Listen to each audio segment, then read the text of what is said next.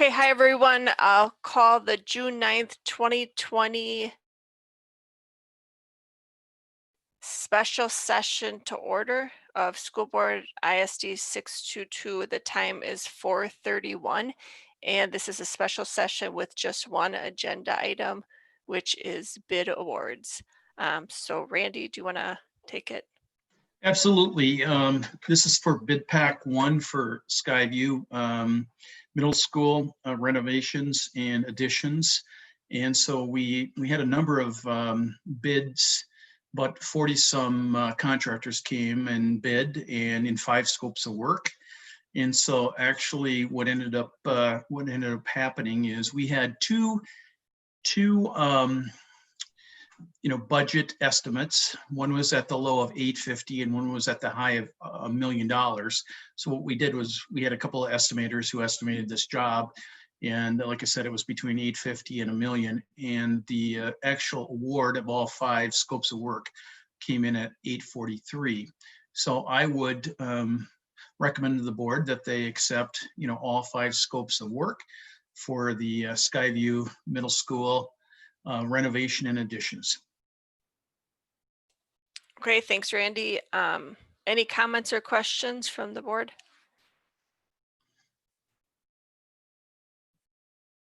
Nope. Then I will read the resolution.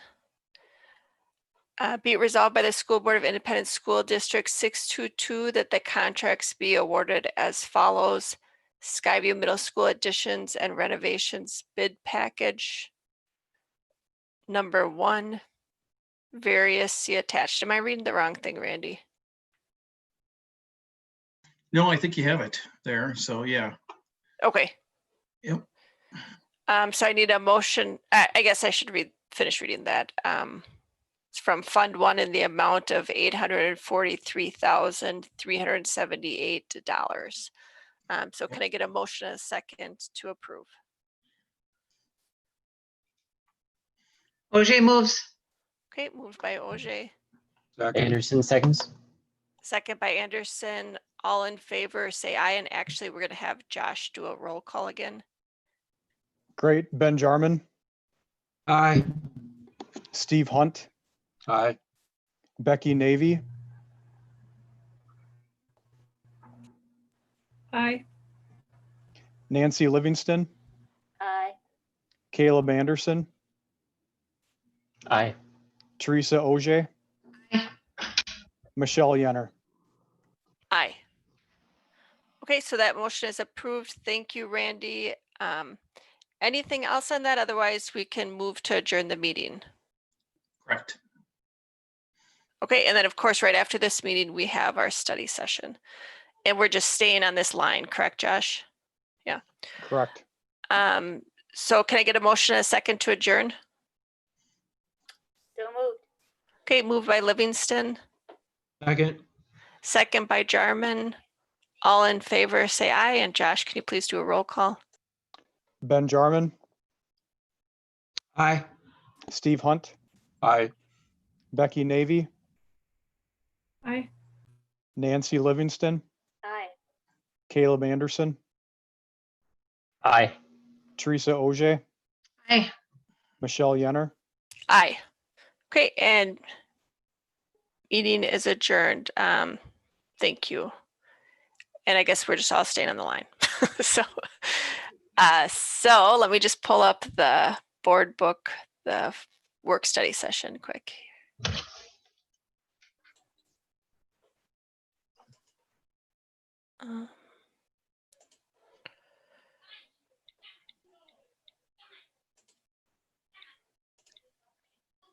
Okay, so it is 4:36 and I'll call to order the June 9th work study session.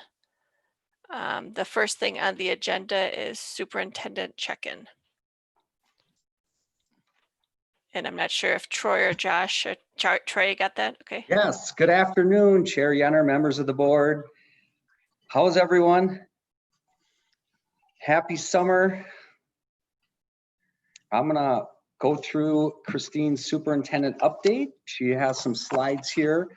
As you know, she had some minor surgery today, and we get good reports that she's doing all right, but kind of resting up. So I'm going to walk through some of the information here and hopefully can answer any questions that you have. So the first slide is the communication around George Floyd. So statement was sent out to students and families and employees, and that was on behalf of all district administration, school board members. There was a lot of guidance from district leaders, state leaders, national people that do this nationally. So I know Christine was worked super hard on this and wanted to make sure we had real solid communication around that. So I don't know if we want to click into any of those. The statement for students and families and employees were some of similar pieces, but also tailored to our students and families and employees. Really just acknowledging the situation, commitments to action were throughout, and a lot of resources for our staff. I see Josh pulled up our staff communication, and that one we really, again, had the statement of facts, our commitment to the work and the things that we're working on and things that we're committed to doing. We also thought it was important to put in some statistics in there and things that are in our district improvement plan and our SIP plans as we move forward. We know this is always a top priority as we're looking at the gaps that we see in our district and really trying to make progress in those areas. There were some good resources again throughout. So just wanted to make sure that you're aware of that communication and that we did share that out. The Education Week article also was a guide to this work. It was the 6 considerations for school leaders making a statement about George Floyd.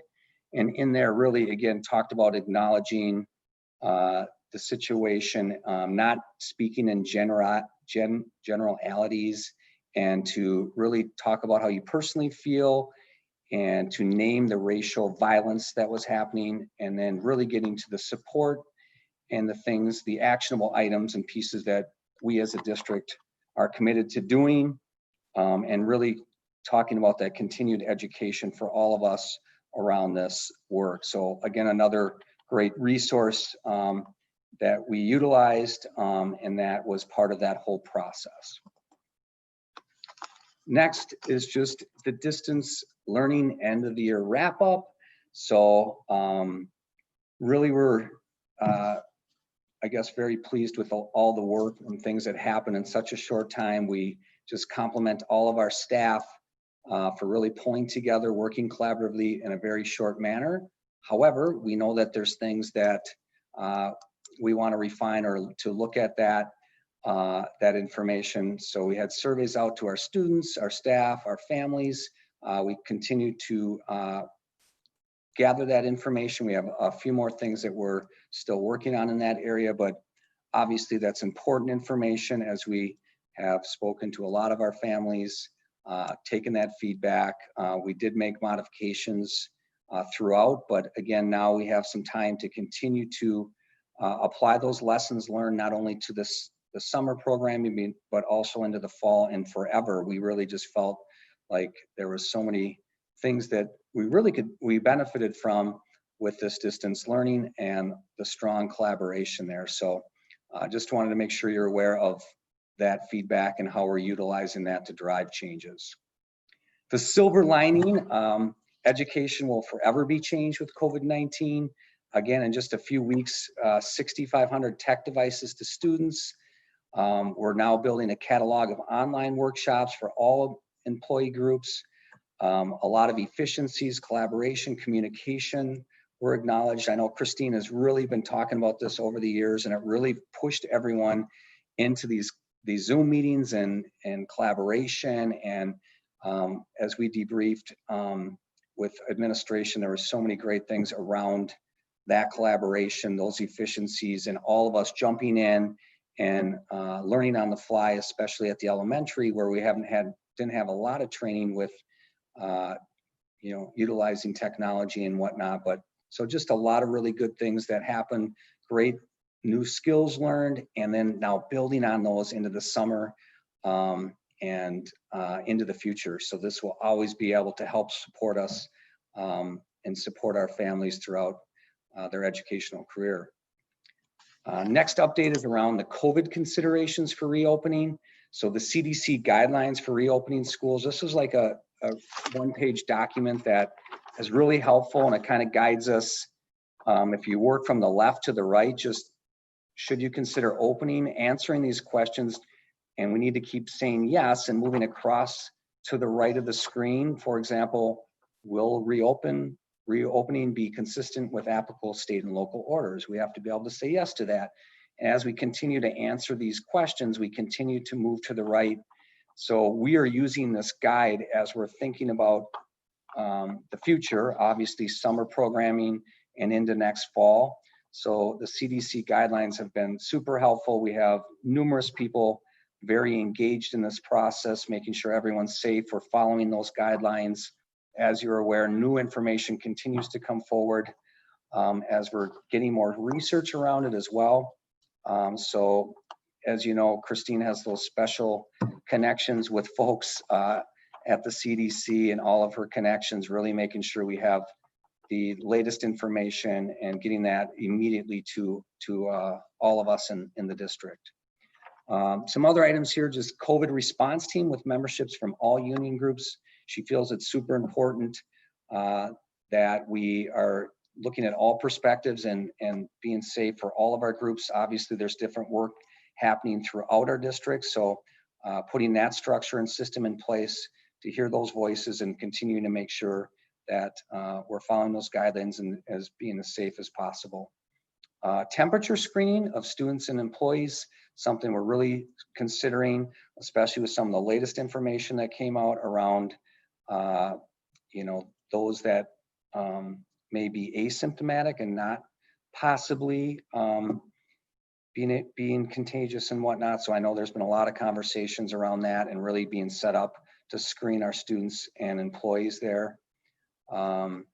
We sent a survey seeking input for COVID planning, so that again, working with the teachers union and others to really put out some information to get that feedback to make sure, again, we're listening to our employees. And then we're really ramping up the signage and all of the requirements around masks and limiting visitors, social distancing rules. And again, those high traffic areas for plexiglass, reception areas, signage in the entrances, really just trying to really have strong communication along with some of those structures and things that can help us be as safe as possible. I know we've been working, to make sure we have the appropriate supplies for hand sanitizers and masks and all of that stuff. So a lot in that area, and that's a constant update around that. And then finally is around summer programming. So just some updates there. Monday through Thursday is the programming starting July 6th through the 23rd. Really concerned about the achievement gap, and we're really focusing on those students. The model is structured K-1-2, face-to-face, 3 through 8 is going to be distance learning, one-on-one devices, and we have a whole plan in place for that. We're continuing to work on that plan throughout June and getting into July. We're following those guidelines around this hybrid model of delivery, in-person classes combined with the distance learning.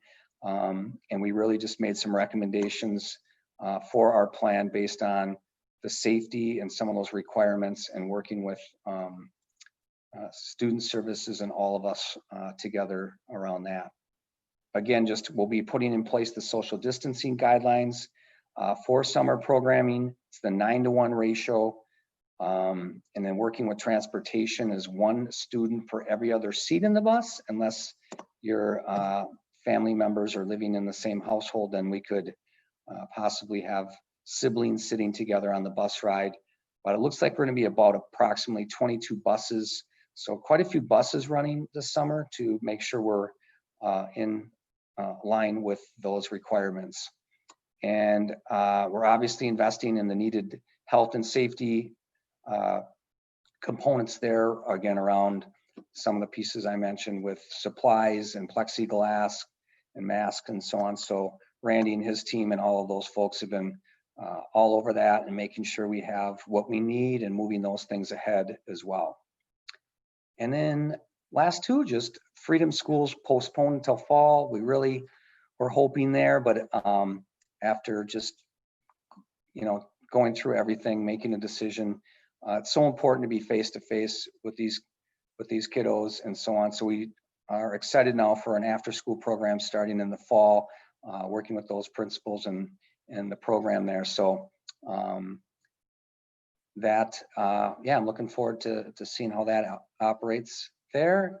And then the last one, just youth sports are to begin, again, following those MDE and MDH guidelines. So I think that's it. Let me know if you have any questions or comments. I have just a question, comment. What are the consequences of not complying with CDC guidelines? And I don't mean the medical, that's my reality. The reason I'm asking the question is there's been quite a bit of chatter since our governor allowed a 5,000 person funeral and didn't do the social distancing. And so now there's some stuff in the wings that are saying, hey, what happens if we don't comply to this stuff? And again, I don't know if that you're prepared to answer that, but maybe just to let you know that there's a lot of chatter about that. I appreciate that. I'm not prepared to answer that. I know those are things we're constantly looking at. Of course, we are going to comply and make sure we have all those checks and balances in place. And we were today working with employees on certain things. I was walking through and going through all the check boxes for enrollment center. So I know that we're going to comply and work through those things. But I do not know if there are actual consequences around that if you don't. Nor do I actually at this point in time. So Okay. I think it would be tough to enforce it, but I think we want to comply, from that perspective of, doing our due diligence and the recommendations. Yep, keeping everyone safe. Yep.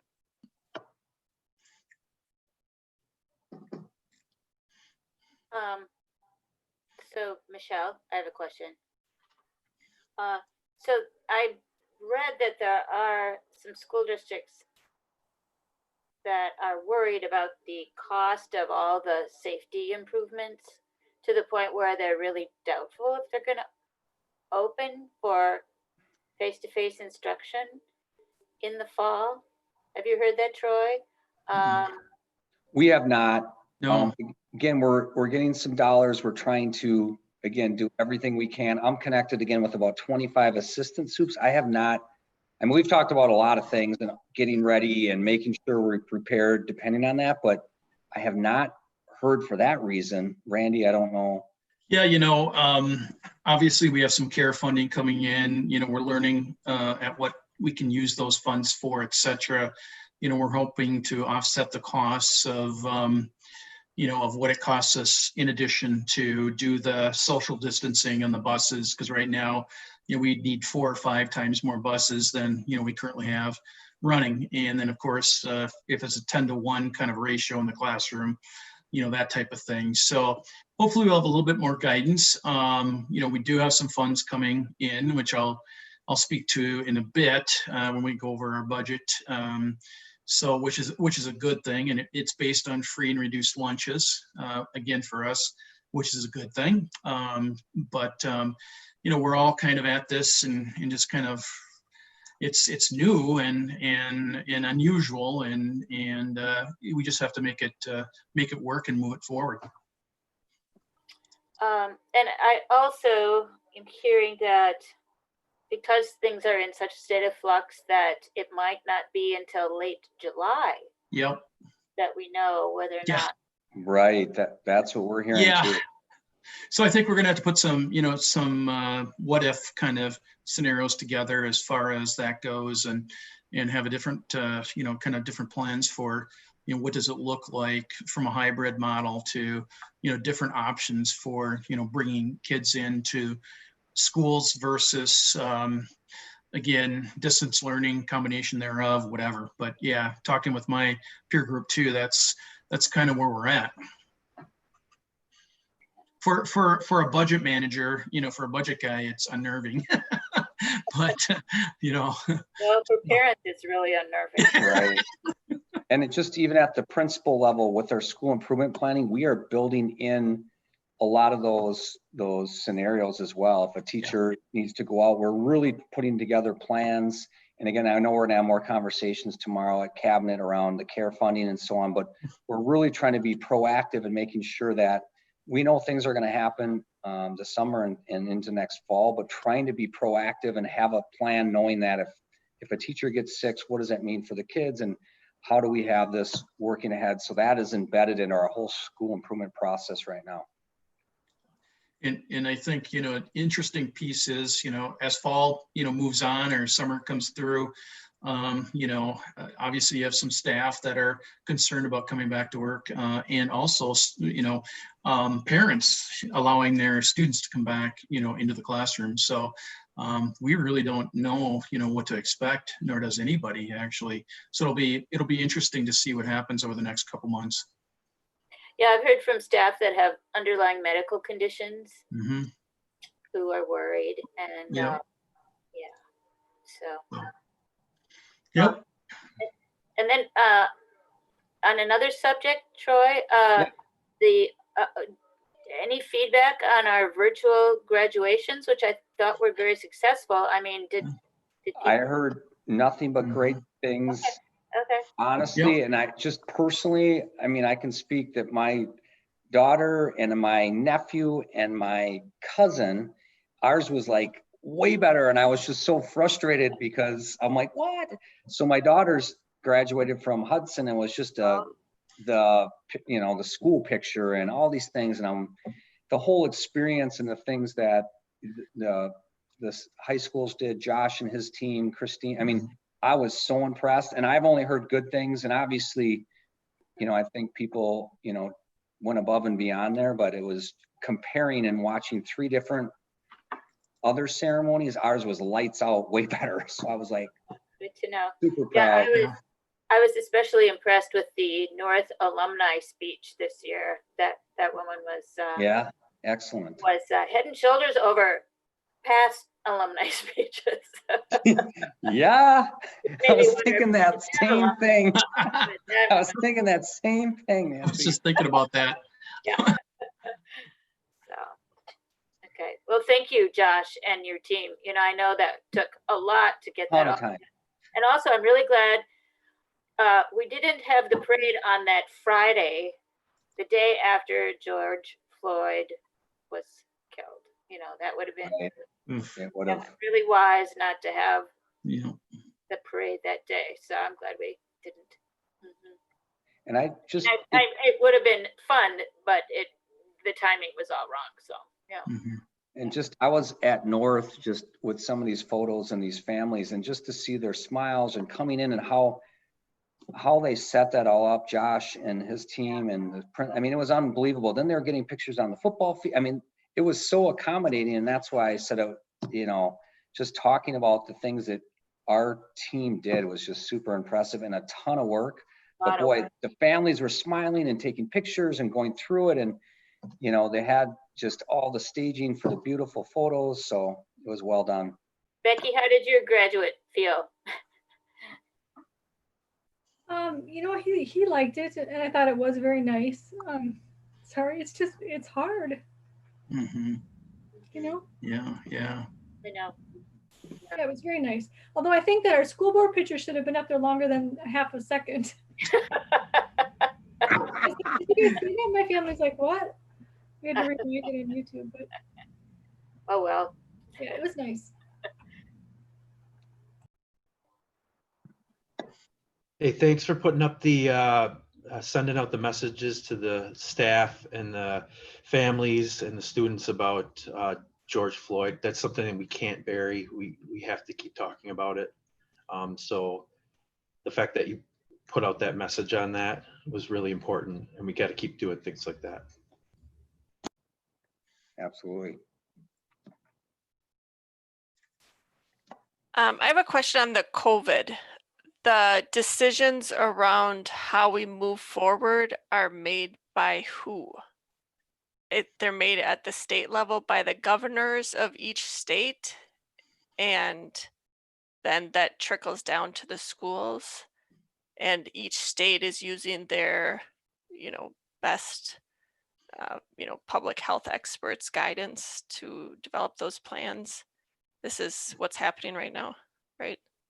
That sounds, yeah, that sounds exactly the plan. And that's the piece. I know that, again, Christine is so connected to that, but it is being funneled to us, working with our team. We have, again, a lot of people on top of that.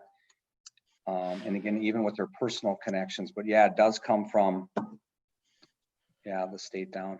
So it Yeah. means that likely in the fall, throughout the United States, there'll be a whole variety of things happening based on what political party people Yep. are in and what the state of COVID is in their Right. state.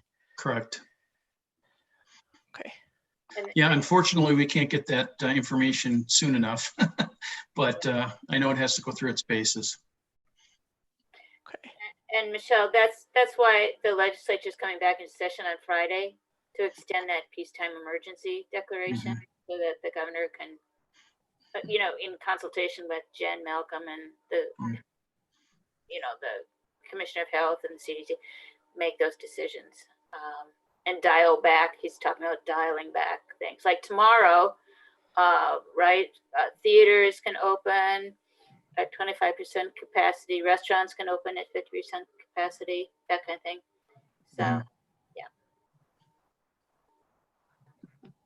Okay. I'm just surprised that we never got a unified effort, and apparently we never will. So, No. okay. So we'll just do our thing. We'll wait for guidance from our governor. Any other comments or questions on the superintendent check-in?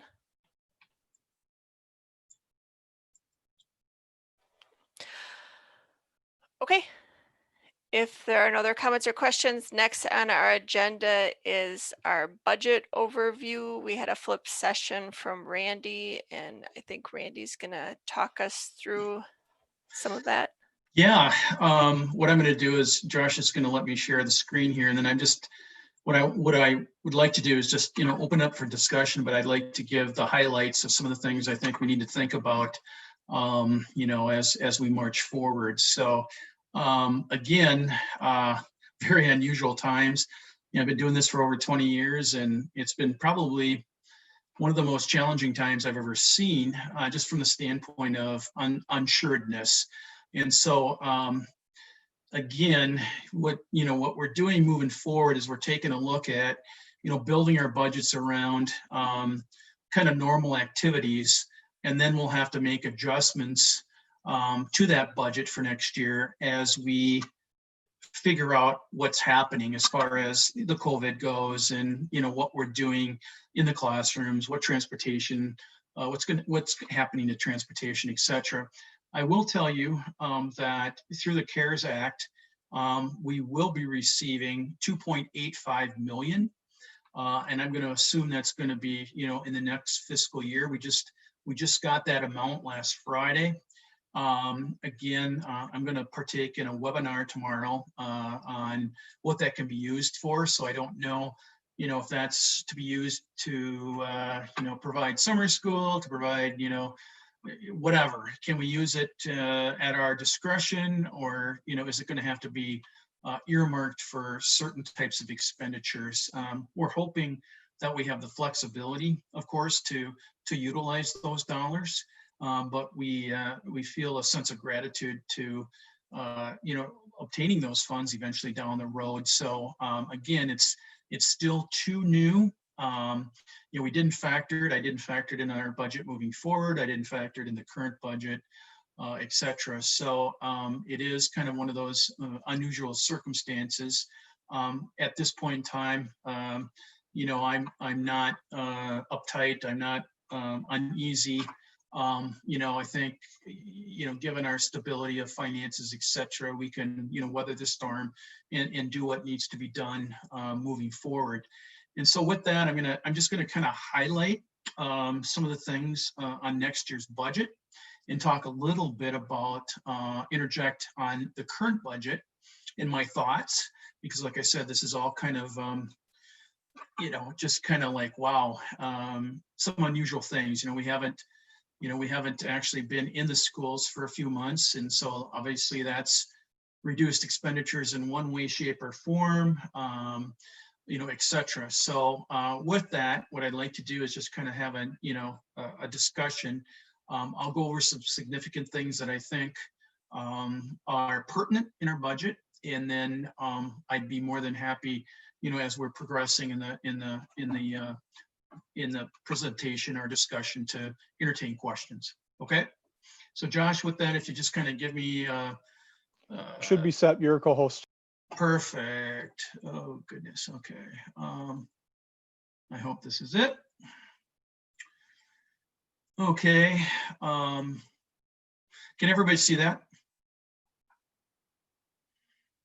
Is that, can everybody see my screen? Yes, no? Yes, yep, we can see Okay, it. We're all perfect. nodding our heads, Randy, Oh, but you I'm probably sorry, I can't see our heads. All I'm seeing is the screen itself. Right, So, right. okay, so just a couple of things here with the assumptions. Again, one of the things that I want to say is, I built this budget assuming no COVID impact. And again, I said if any, well, of course we're going to have some. This will be shown in budget revisions because right now we just don't know.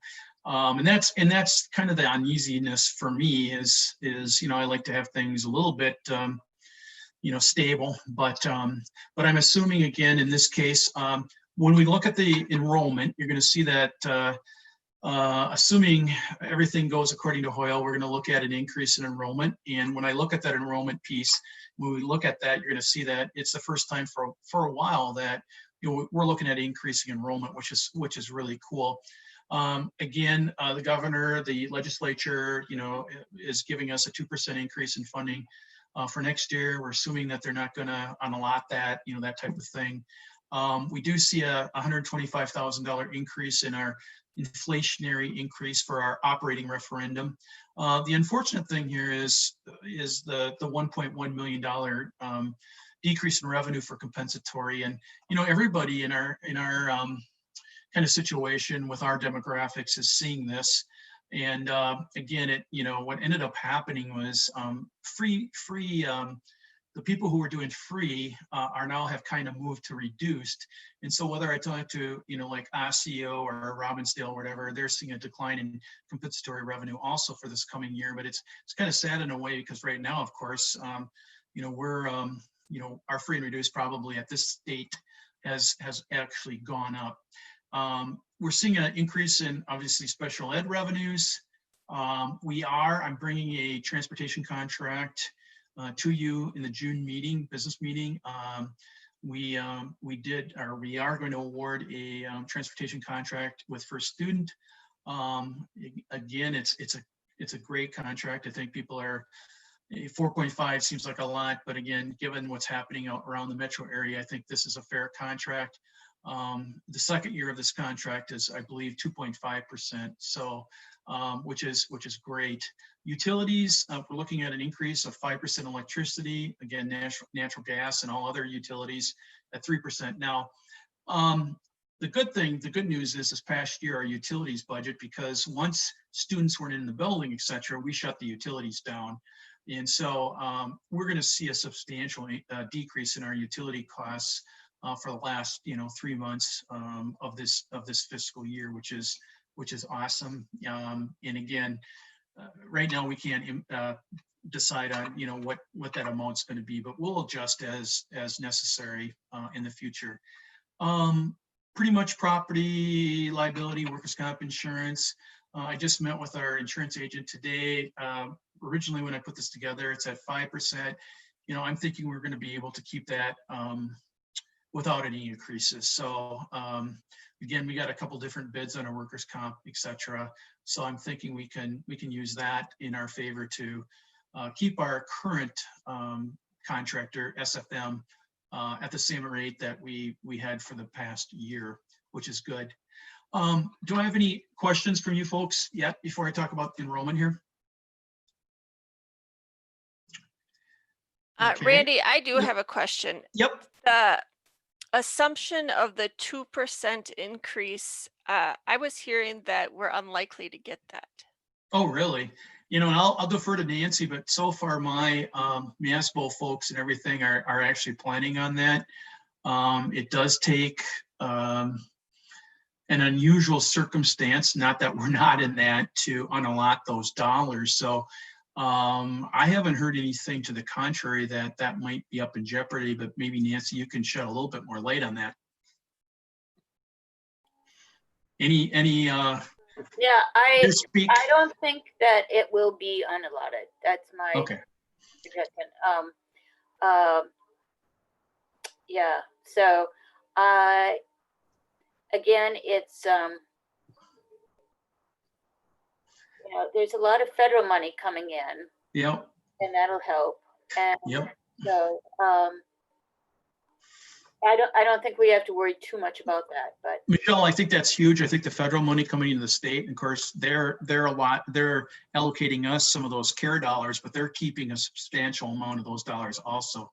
And so right now, I think they're looking at, you know, they had a nice surplus, you know, over $1 billion. And I think, you know, at this point in time, I still think they're in the black. I don't think they're in the red. So, you know, that's a good thing. So I'm expecting, I'll be, again, as Nancy said, I'll be real surprised if they unallot us. Now, maybe a month ago, I was thinking that they were going to unallot us, but I think right now with kind of where everybody's sitting and where we're going with all this, I think I'm pretty comfortable with assuming that we're going to get 2%. So. Great, thanks. Sure. Let's look at enrollment. This is like a breath of fresh air, and who knows what's going to happen. You know, like I was talking to Troy this morning about the current year because, you know, we haven't had kids in our seats here for a few months, but obviously we've done distance learning. But when I looked at, you know, kind of the final February count, et cetera, moving forward, you can kind of see what's been happening here. You know, 2016, 2017, you know, from the previous year, we had a huge decrease. It was almost 200 ADMs. And then of course we had a nice increase in 2017, 2018. 18, 19, we were pretty much flat. As you can see here, the overall ADMs went from 10,632 to 10,635. So we had a slight uptick. And then when we did our projections, we assumed we would be enrollment neutral, basically. It shows here that it would be like a 4 or 5 kid, you know, ADM decrease. And as we were looking at February enrollments, and as I was monitoring the enrollments during the year, we're very, very similar to last year. So that's good news, and that, you know, everything, you know, besides this whole COVID thing, I would assume that we're going to land very similar to where we were, you know, like I said, at the end of last year, which would be, like I said, kind of enrollment neutral. In 2020-21, you know, we're ready for an uptick here with, you know, class sizes moving forward, et cetera. You know, about, like I said, 39 kid increase. And then, you know, what's projected for 11-12, assuming, you know, we have the kids in our district and they stay in our schools, et cetera, you know, we're looking at a nice big over 100 kid increase. And, you know, the nice thing about that is, I'm sure everybody is aware of, you know, what's been happening in Oakdale and some of the developments that are going up, and et cetera. As a matter of fact, it's kind of interesting because at the corner of Margaret and right by the District Education Center, there's a new home going up there in the corner. And that's a Lenmar home, which I was kind of surprised at. I'm like, huh, that's interesting. Because they're kind of a cookie cutter construction company. And that's actually who bought the Imation site. You know, they're off of 694, which used to be the old 3M properties. And so I know they own that. It's only a matter of time where we're going to see, you know, single homes and some, you know, multifamily homes, et cetera, going in there. So I think this kind of all bodes well with, hopefully, with our new schools coming online, et cetera. But right now, I'm comfortable with just maintaining our enrollment and hopefully moving forward the next, couple years, as is. So with that, any questions on enrollment?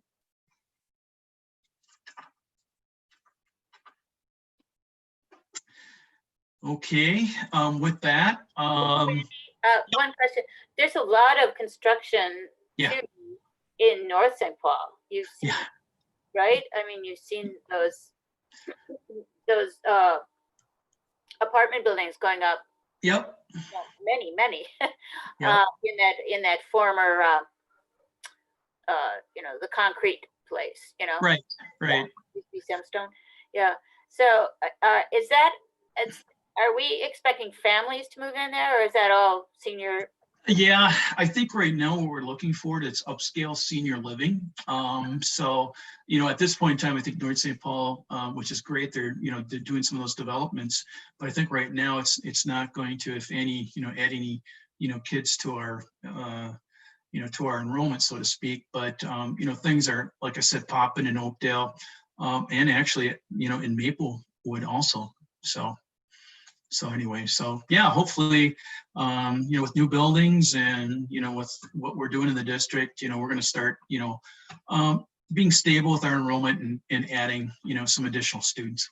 So, any other questions?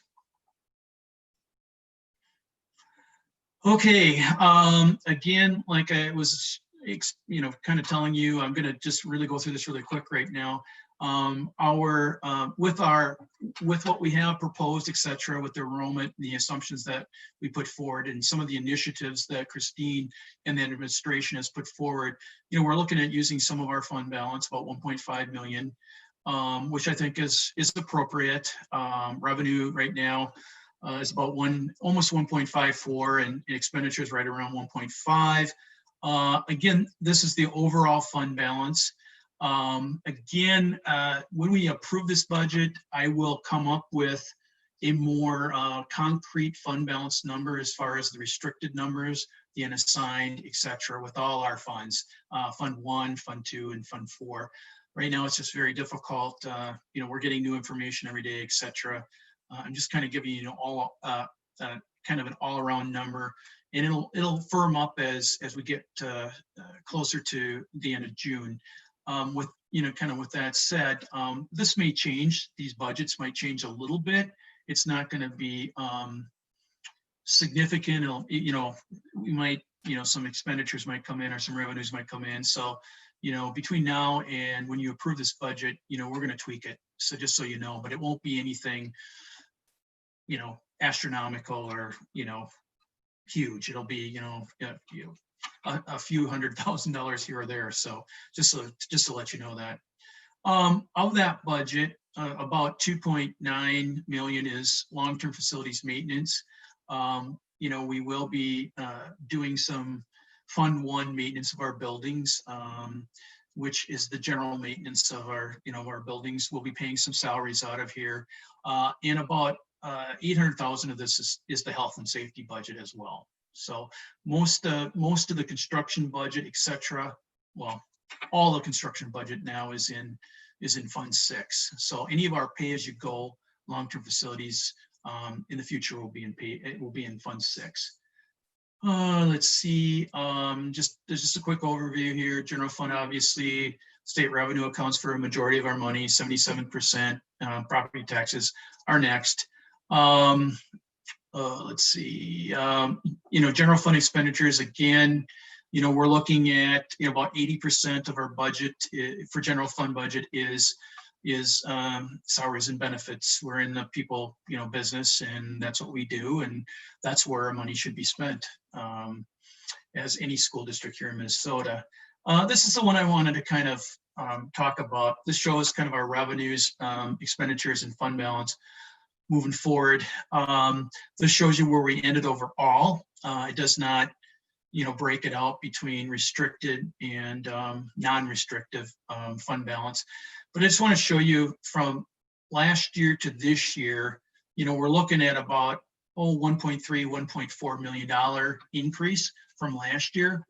just so you know, at this particular point, we haven't really got our hands around the whole COVID thing, but I'm not going to be surprised if that fund balance number isn't higher than that.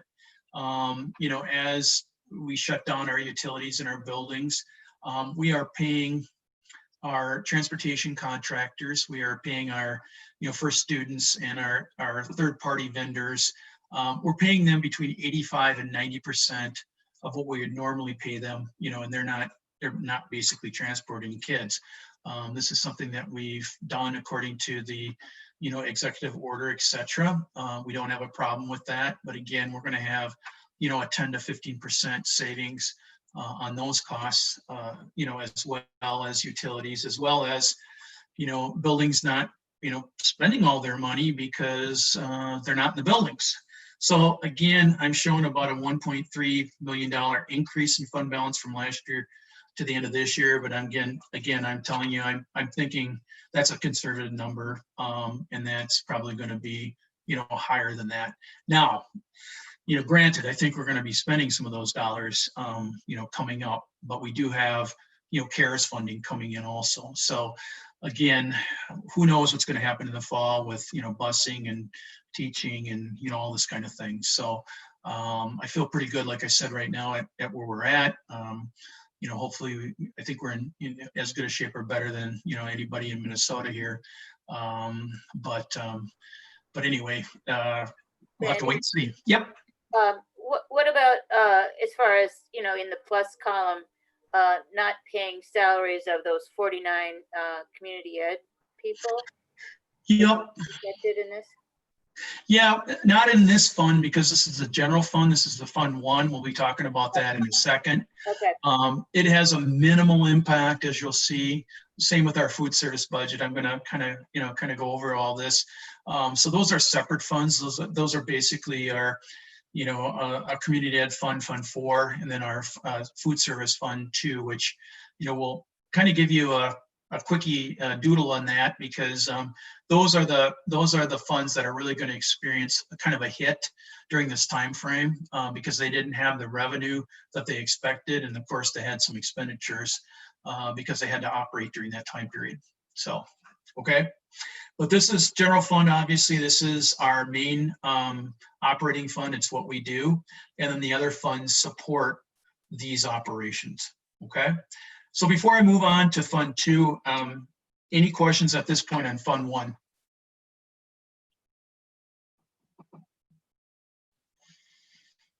Okay. Again, quickly here with food service budget assumptions, and I gotta tell you that Paula and her staff have knocked it out of the park. Again, in conjunction with communications and Troy's group, et cetera, in the buildings, providing meals for these folks during that time have been huge. Again, Paula's so good about this. She decided to move. We had the option to do 5 days of food to 7 days of food, and getting revenue for the 7 days. And so, she said, let's do 7 days because that's going to increase our revenue and help us, do the gap on the revenue that we're losing. So, her and her staff really didn't add any more time, and they just packaged meals for 7 days, got 7 days worth of revenue versus 5. And it really helped us with the decreasing revenue that we would have been losing here, according to our paid students. So again, this budget is assuming at this point in time, we don't know what's going to happen. So we have to move forward with just assuming that, we're going to go back to normal. And then like I mentioned, we're going to have to then adjust accordingly when we figure out, what's happening in the future here. But again, I think the food service is in a good place, like the general fund is also. We're looking at for next year, our supper program has really done great. They've done a great job with that supper program, and that's really helped with our revenue, et cetera. So next year, assuming that, we would go back to normal, we'd see, revenues exceeding expenditures by about $350,000, which is a good sign. We are not increasing any lunch or breakfast prices next year. We'll wait till the following year to see how we fall in that whole federal calculator. But again, if you look at what's been happening, because we're a high free and reduced district, and we get 70% of our revenue from the federal government and only 26% from basically paid meals, it's really kind of saved our butt. So when you look at districts like Stillwater or Matamidi that are low free and reduced districts, they haven't generated as much revenue during this COVID time as we have. And so we've kind of weathered the storm because of that. And then with Paula's shrewd thinking and moving from a 5 to 7 day meal patterning, it's really helped us. And I will say today, she was kind of wondering what would happen after the end of the school year. She thought that maybe our demand would go down, today, because we're doing summer feeding right now. And in all honesty, it's actually maintained at that level of what it was during the school year. So for us, that's a good thing. And we'll do summer feeding through the end of June, which will help us. Again, food service expenditures, employee benefits and salaries, are about 39%, 38%. Supplies and materials, that's the cost of food, etc. is the big expenditure in our budget at just about 57%. This is the thing I wanted to talk about was our fund balance, etc. So at the end of last year, and again, this just combines all food service, restricted, unassigned together. And last year we ended at 1.54 million. And we're projecting we're going to end this year at, a little over 1 million. So we're going to look at a decrease in fund balance, given this estimate from last year to this year of about $500,000, which, in all honesty, when we look at what's happened here over the COVID and the paid meals aren't coming in, et cetera, I feel pretty good about, where we're projected to land. And again, remember, I'm a conservative, so this is kind of on the I always plan for the worst, expect the best. So I think Paul and her staff have done a great job. They've opened it up. Transportation, communication, choice folks during this whole COVID period, they've knocked it out of the park. So they really have done a nice job generating revenues and feeding our folks, the students of our district. So, given that, I think we're going to end up at a good point at this year, going into next year. We've got a great cushion, over $1 million. We should be able to adjust to whatever needs to happen, moving into next year. So anyway, good stuff there with food service. At this point, I guess, any questions for food service and moving forward?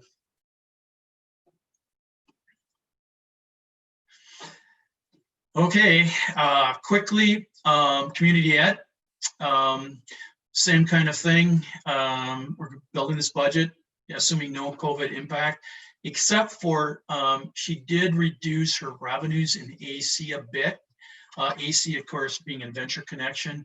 This was a big hit for community ed, this past year because, they rely on Venture Connection. All community ed departments throughout the state, all school districts rely on this. They use those dollars. They actually generate revenue through their, before and after school programs. I'm sorry about that. To offset some of the costs of their other programs, because a lot of their programs are kind of loss leaders, and then they use the the revenue generated from AC to offset some of those costs. So this kind of has put community ed kind of in a funk here, where we missed three months worth of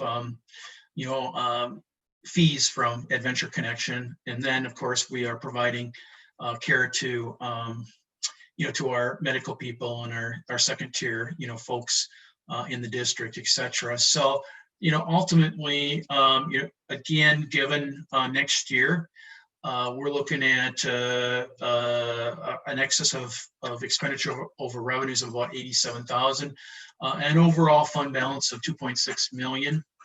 Again, I'll break this down for you, by the end of June, of course, when you get all this for the board approval, you'll have this broken down in the different amounts. One of the things I want to jump to this, to the fund balance, and you can kind of see the impact here. So last year we ended at about, an overall fund balance of about 3.3 million here. And you can kind of see where we're projected to land. We're looking at going from about 3.3 to about 2.7. So we're looking at a decrease this overall year of about $600,000. We've maintained our state revenue, et cetera. And the thing that's kind of hurting us here is the Adventure Connection. And we're looking at about a $6,000 decrease in that, for this fiscal year. So then, moving into next year, we're looking at almost maintaining. Like I said, the revenues, our expenditures exceed revenues of about 87,000. So again, we'll have to adjust if we have to make adjustments to our budget, moving forward for COVID, we will. But right now, Nancy, in order to, answer your question here, as far as, what happened when we, kind of, laid off or, furloughed our Adventure Connection people, that's probably saving us maybe about $100,000, around $100,000 for the course of the remainder of the AC session. And Tamara's done a nice job. She's made adjustments for the summer, et cetera. So with that, any questions on community ed? Randy, didn't I read that we had to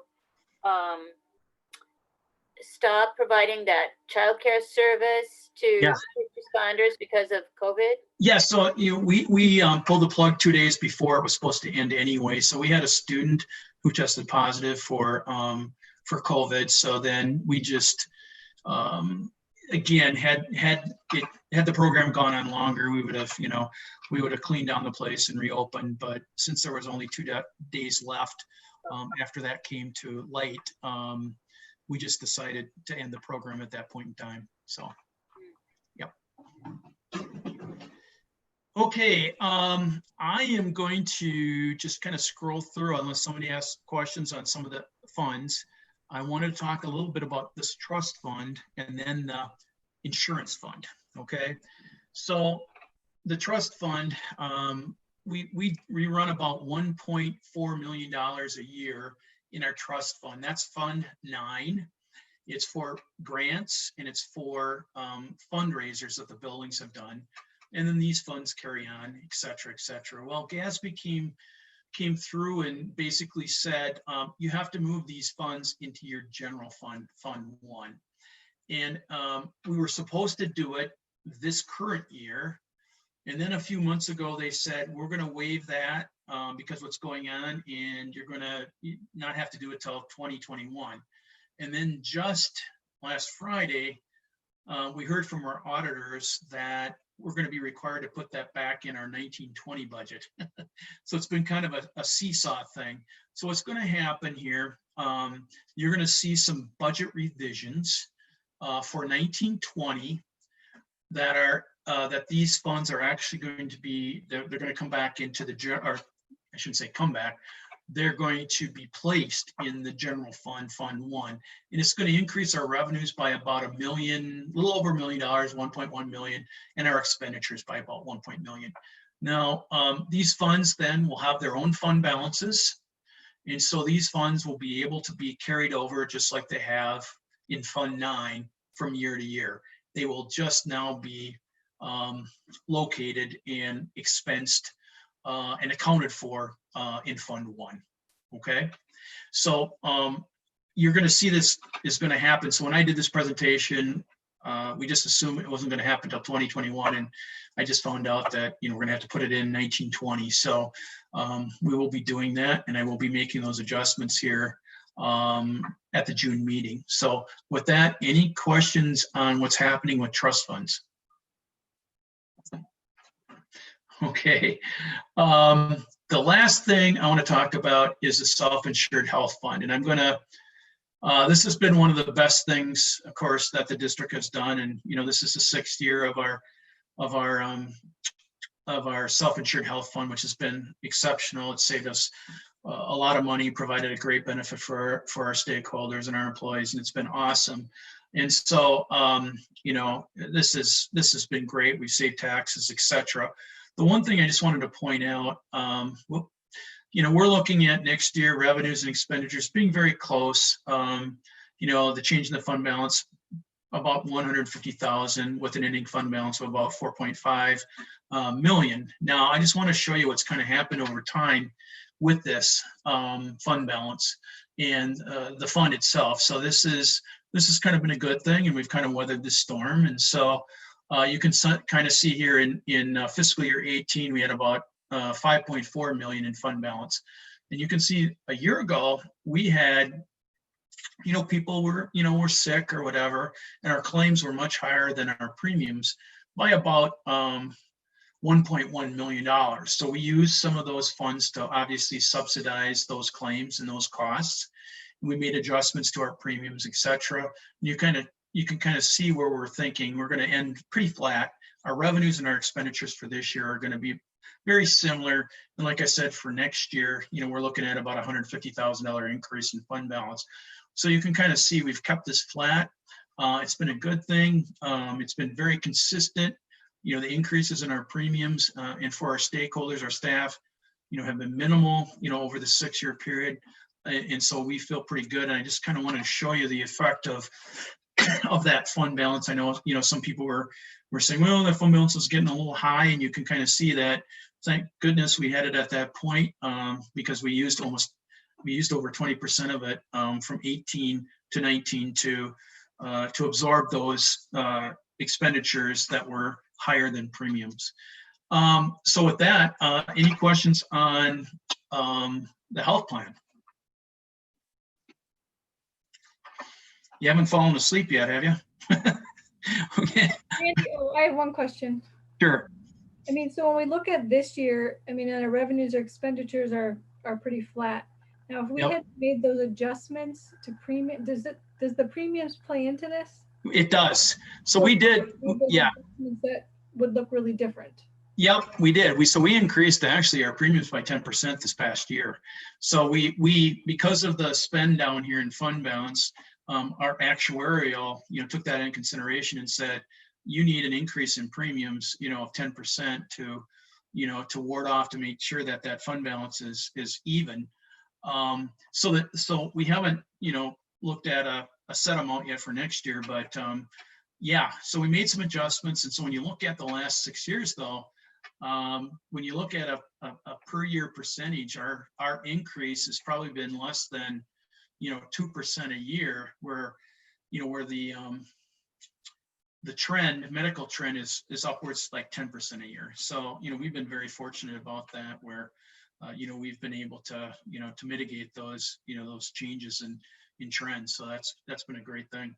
So yeah, so this has been awesome.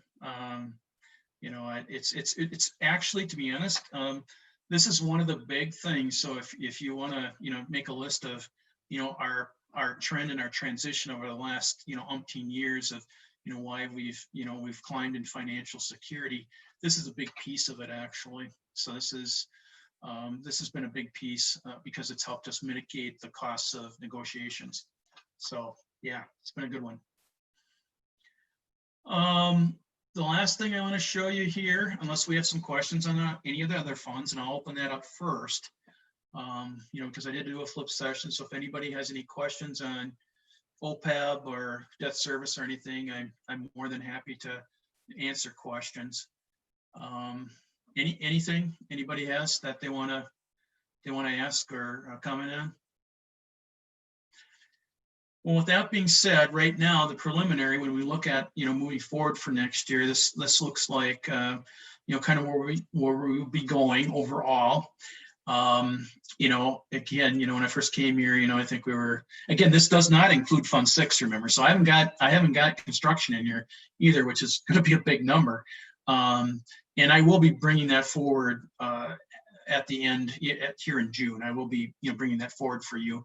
And again, it's not going to be surprising. We're going to have probably about a $50 million expenditure budget in Fund 6, moving forward, because we have a lot of projects going on. But, right now you can see, we're at about 217 for revenues, about 219 for expenditures. When I first came here, I think this, was about 190,000. So, again, we will tweak this between now and the end of June and your approval. We will be asking for your approval, at our June business meeting. So actually with that, questions on anything. And again, remember, it's just really kind of an uncertain time. I'm feeling good, but I'm also a little, I shouldn't say unnerved, but just, I don't know, what to expect. But I think given where we're at, I think we'll be able to transcend, whatever needs to happen. I feel good that we have funds from the state, federal government, that will get through this whole COVID thing. And, it may take some money from our fund balance, but, we do have a nice, I guess, rainy day fund. And that's what this is for, is for initiatives to move us forward during uncertain times. And I think there's a lot of school districts who would trade places with us. So with that, I'll entertain any questions.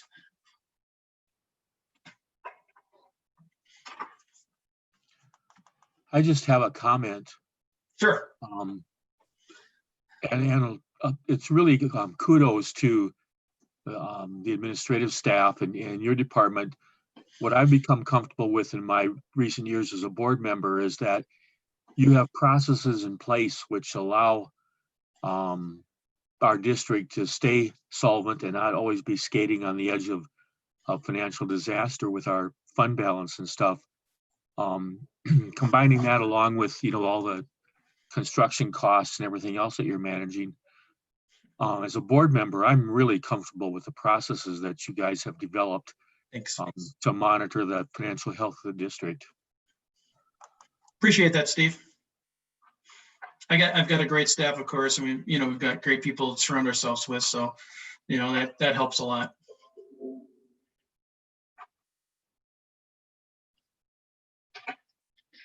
Okay, anyone else before we move forward to ice arena? Sure, Yenner, if I can just pass a message along. Teresa was not feeling well, so she had to leave the meeting a little while ago. She wanted me to pass that message along to everybody. Okay, thank you.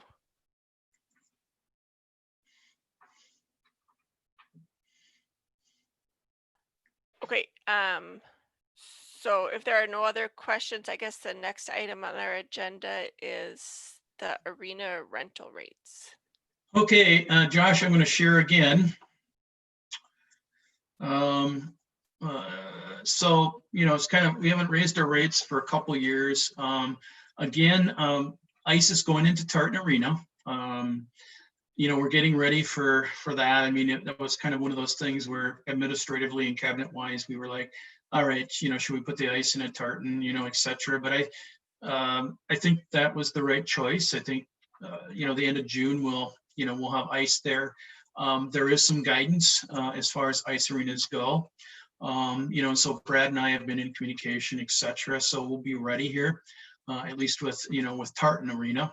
I will tell you, that I've had, discussions with the hockey coaches of Tartan, and then also, Taha, and stakeholders about decommissioning the bubble. And so we are, in the process of doing that. Again, so we're working this summer and fall on that. Well, with that said, Brad Martinson, the supervisor of the ice arenas, took a poll of ice rates, et cetera.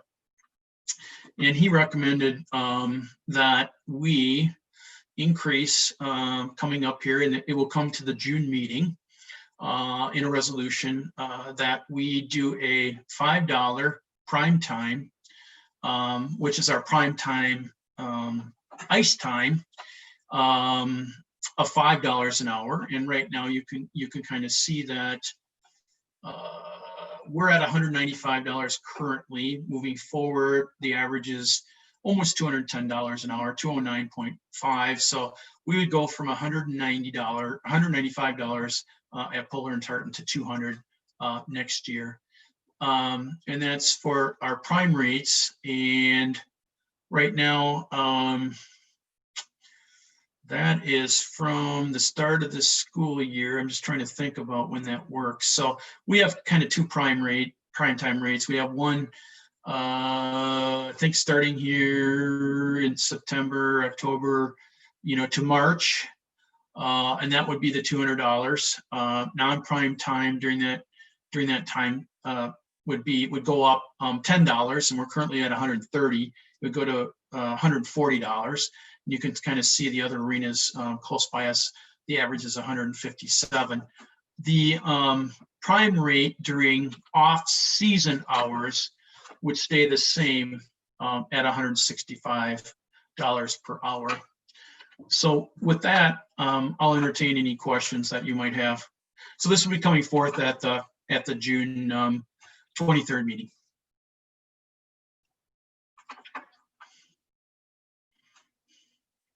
Okay.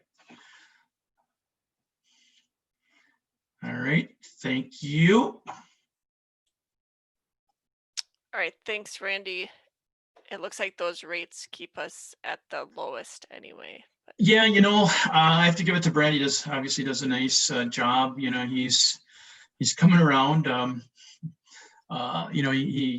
He's really blossomed. So yeah, I think we have two of the nicest arenas in the area, and at the lowest rates around. So we feel pretty good about what we're offering our stakeholders, and still paying our bills, and and covering our costs. So yep. All right, thanks a lot, Randy. Anybody Sure. comments or questions? Okay, next on the agenda, we have the overview of board book premiere. Josh had provided a video for us to view on that. I don't know, Josh, if you have some comments on that. Yeah, Chair Yanner, thank you. I just wanted to open up for any questions, or if anybody wanted me to log in and take a look at anything in particular. Happy to answer questions. It is a new format for you all as board members, for us as staff, and for the public. And so we weren't expecting this change to happen until the summer, but they did decide to move it up quicker. And so we did have the changeover last month, the board book. And so if you all have questions, I'd be happy to answer them at this time.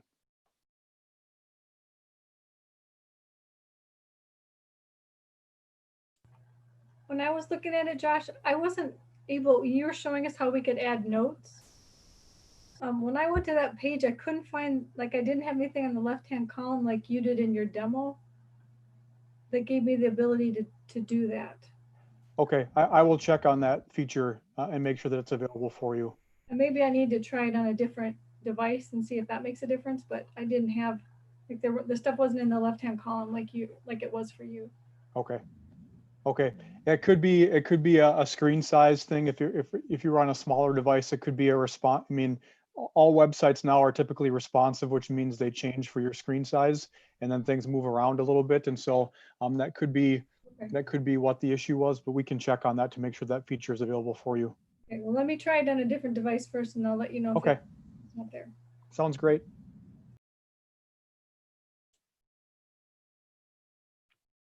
Yeah, I appreciate the video,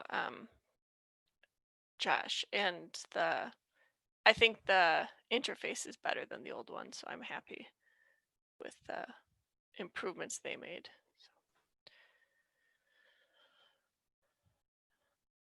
Okay, anything else, or we can move on to our last topic, which is board check-in?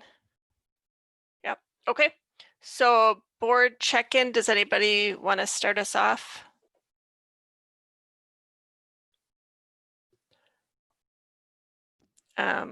Caleb, go ahead, Ben. Yeah, in light of the killing of George Floyd, as I kind of said at the beginning of the meeting, I'm hoping that this is something that doesn't get swept under the couch for every school district in the nation. I know the Minneapolis School District had to make some decisions in the last couple weeks last week about the police force that they use. Right now is not a good time to get into it, but I just want to throw it out there that I don't want us to just kind of like, okay, we've gone through 2 weeks of this. We all get the point. We're going to make a change, but then we never do. As an all-white school board, we really need to be very responsible about this and not sweep it under the rug. And I just want to get that out there, and I'm probably going to keep like sounding the bell on this every time I can, just so we don't lose sight of it. I know with the diversity in our school district, that we really need to be conscious of this and be thoughtful about it. And I don't want it to go away. And I mean, I don't want to lose sight of it. It needs to be on the front of our minds, and we need to make action so that there's justice. So I'm going to stop talking because I tend to ramble, but it's been a tough 2 weeks, and these last 2 weeks I've really thought about this a lot, and I don't want to lose sight of it. It's really important for our school district to be on top of this, and I hope that as a group we can get together and make sure we're keeping our equity work going. We're even pushing up a level if we can. Anything we can do to really keep the momentum going as far as maintaining justice, and making sure that our district is at the forefront of this of the last 2 weeks of injustice that we've been seeing. Thank you.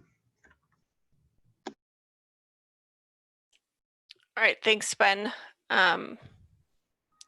Anybody else?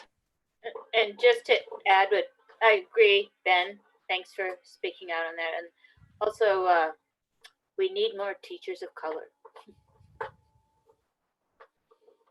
I think that's really imperative. And I know Christine is on board with that. And I know with her Reimagine Minnesota work, you know, they're working on this, but we do need, just like we need more diversity on our school board, we need more diversity in our teacher ranks as well.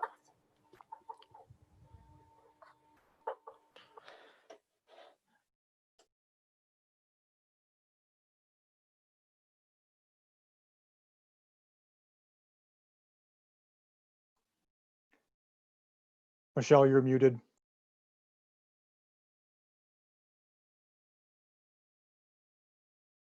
Oh, sorry about that. Nancy, did you have anything else you wanted to speak to? No. Okay.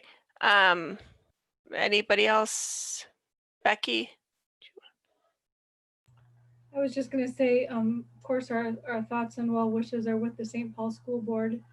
And if we could agree, or someone could take a lead on getting a card or something sent to them.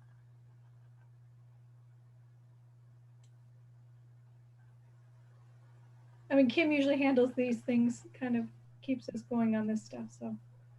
I can take the lead. Okay, thanks, Ben.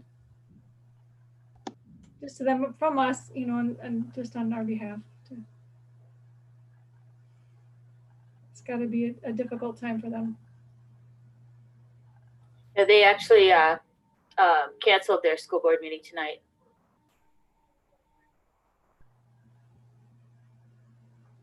That's all I have.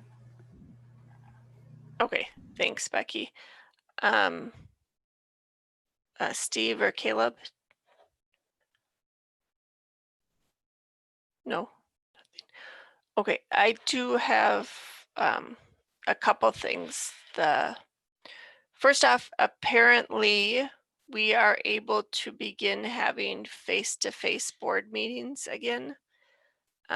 However, we're also able to continue doing Zoom meetings. And so I guess we just wanted to check in with the board to see what the preference was. Is it a lot more work for our staff when we have a Zoom meeting, or does it not really matter? Randy or Josh might be able to answer that.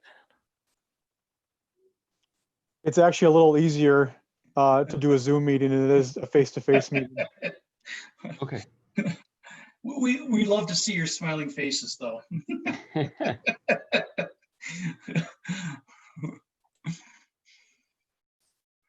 So I think, we can probably have that discussion. I know we're trying to, open the district too. So I think with some guidance from Christine, we have a cabinet meeting tomorrow. I think that'll help us, whether or not we want to go, live in July with social distancing or continue to do a Zoom meeting, for a bit. I don't know, but I know we're trying to, kind of open up the district a little bit too, with guidance from the state, et cetera. So Michelle, I'm going to assume that, Christine's going to reach out to you here, soon about that and get you guys' opinion on it. So. You're muted. I'm muted again, sorry. Okay, so yeah, actually she did ask me just to run it by the board and, Perfect. get a feel for what the board members thought about that. Okay. So I don't know. Nancy, are you talking right now to us? No, my dog is barking. I just kind of feel like the Zoom meetings aren't as accessible for the public. Is that true? Or yeah, oh, sorry about the dog. I would prefer face to face, other the in-person meeting.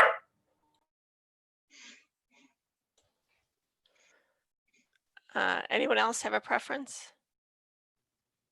I do like face-to-face meetings, but I don't have a strong preference either way.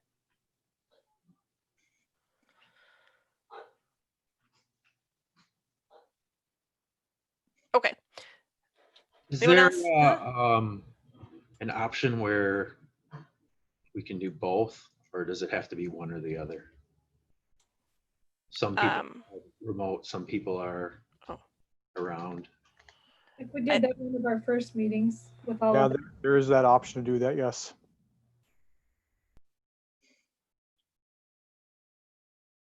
Yeah, I suspect at this point it's the preference of the board, whatever folks want to do, since there's flexibility right now. So okay, yeah. So like Randy said, I guess Christine will probably have further conversations. I don't know, Josh or Randy, if you'll just provide the feedback that the board gave to Christine, or I can send her an email. Sure, we'll bring that up at cabinet tomorrow. Yeah, my personal preference is Zoom meetings because they feel safe. And, I feel like it gets it done, but I do understand the point about being less accessible. And I know I have heard people in the community complain about city council meetings not being accessible. I haven't heard complaints specifically about school board, but I have heard complaints about other meetings. So. Yeah, I just feel like we don't have a newspaper anymore. It's just we're so under the radar, for people. I mean, we have nothing to hide, but I just, and Josh does a great job with his periodic, postcards and things. But I just feel like our accessibility factor is pretty low. So. One of the advantages to face-to-face meetings, or at least to have that as an option, would be that it would allow us as leaders to model best practices if we intend to start opening the school district up to in-person learning.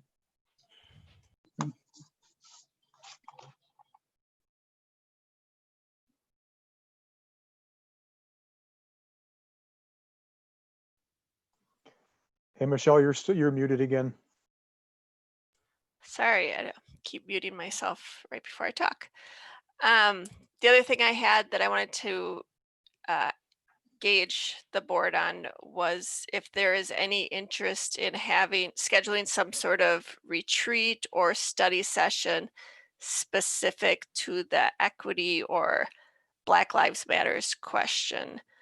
I feel like Ben was saying, I feel strongly that we need to commit to specific actions.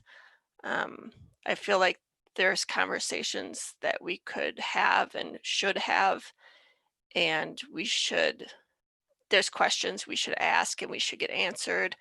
And I just wanted to see if the board felt it was valuable for us to schedule some time to focus specifically on that topic. I think it's a great idea. We want to be able to be prepared to talk about this or discuss this topic. So rather than just talking about it right now without any preparation, would kind of leave us ill prepared. But with some guidance and some time to look at the options, I would say that yes, we should, because then we can have time where we're actually focused on this topic, which is really important. Okay, thanks, Ben. Anyone else?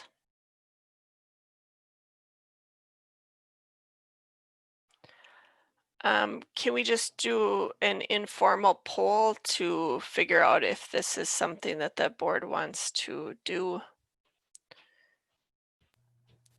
I do. Becky, yes. Okay. I'm interested. Okay. Steve, I feel like you're nodding your head. Is that, yeah, thumbs up. Yep, Steve. Nancy, is this something you're interested in as well? Or? I don't think it would work with a Zoom type of thing. Is that what you're thinking, Michelle? A Zoom meeting about this? Shoot, I hadn't thought about whether it was Zoom or not, but I think if there was a preference to do it face to face, we do have that ability right now. So. Right. And I don't know. It kind of feels like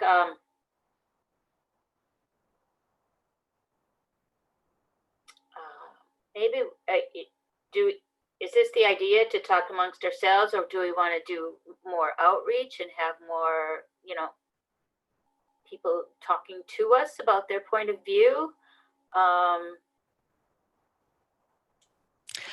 So what I was thinking. Okay, so what I was thinking is that I could just gauge interest, and then in 2 weeks we have a board meeting, and at that time maybe we could approve, the meeting time and location and agenda.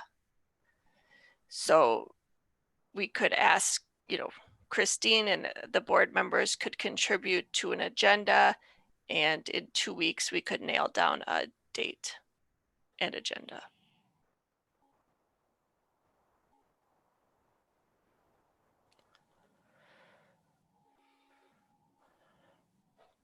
Okay.